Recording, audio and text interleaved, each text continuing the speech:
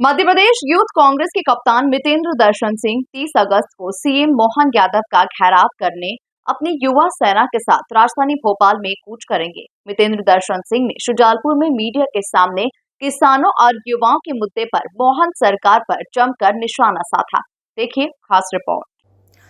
भाजपा के वादों को लेकर अब मध्य प्रदेश में यूथ कांग्रेस ने राजधानी भोपाल में सीएम हाउस का घेराव करने की तैयारी पूरी कर ली है।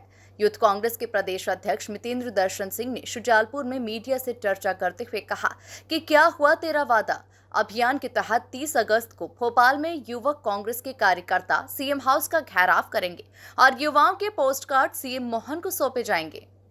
30 तारीख के बाद हम यूथ कांग्रेस ने फैसला लिया है कि हम किसानों के मुद्दे को लेके मंडियों में जाके लड़ाई करेंगे और लड़ाई लड़ने का काम करेंगे। क्योंकि अगर आप 3400-3500 में उनकी मंडी में खरीदोगे सोयाबीन 1 क्विंटल, तो आप ये बताइए वो बचा क्या रहे? वो तो उल्टा कर्ज में डाल रहे हो। तो ये ना तो किसान हित के लिए काम कर रही है, ना तो युवाओं के हित के लिए काम कर रही है। तो मैं एक निवेदन करना चाहता हूं अपनी जनता से मध्य प्रदेश की कि जागरूक होना पड़ेगा, जागना पड़ेगा।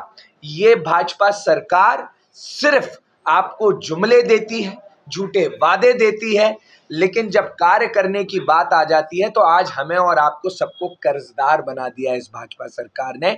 इनके पास ना तो कोई पॉलिसी है कि किसानों को कैसे मुनाफा दिया जाए, ना तो कोई इकोनॉमिकल पॉलिसी डेवलपमेंट है स्टेट को लेके कि स्टेट के अंदर किस तरीके से रेवेन्यू बढ़ाया जाए। तो आज भाजपा जो मध्य प्रदेश में चल रहा है, वो एक कहावत है ना, एक पर्ची मुख्यमंत्री। तो यही मुझे लगता है कि आज एक मुख्यमंत्री का कार्य होना था, जनता के बीच में, युवाओं के बीच में, किसानों के बीच में, जो आपने संकल्प पत्र में कहा था।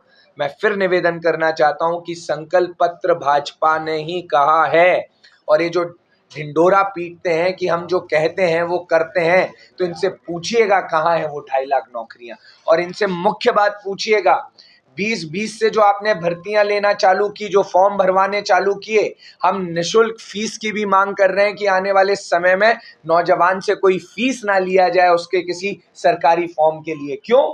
क्योंकि आपने 5 साल में 80 लाख आवेदन भरवाए हैं, और उस 80 लाख का आप गुणा कर लेंगे तो 400-500 करोड़ रुपए आप एक स्टूडेंट से कमाते हैं। और कहाँ है उस एग्जाम का रिजल्ट? क्या है आउटपुट? 6.5 लाख कांस्टेबल ने भर्ती दी, कितने भर्ती हुए? एक भी नहीं। फिर 2023 में आपने 7.5 लाख लोगों का आवेदन फिर भरा, क्या हुआ? अभी तक उनका ट्रेनिंग का ही रिजल्ट नहीं आया है। तो सवाल ये है कि ये भाजपा युवाओं का शोषण कर रही है, और उन युवाओं की आवाज और उन युवाओं की लड़ाई आदरणीय राहुल गांधी जी ने कहा है डरो मत, हम उस भाव से आगे बढ़ रहे हैं।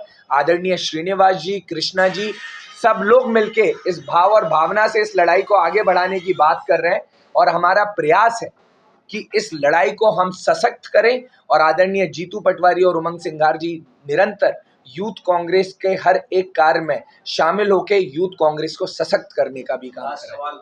इतना ही नहीं, मितेंद्र दर्शन सिंह ने किसानों के मुद्दों पर भी सीएम मोहन यादव पर जमकर जुबानी तीर चलाए। आती है तब विपक्ष के मुद्दे उठाती है, ऐसा नहीं है। हम जिस दिन से जो रिजल्ट रहा है उसके बाद से निरंतर जनता के बीच में हम मुद्दे उठा रहे हैं, और हमारा संघर्ष है मुख्यमंत्री जी का घेराव करना 30 तारीख का।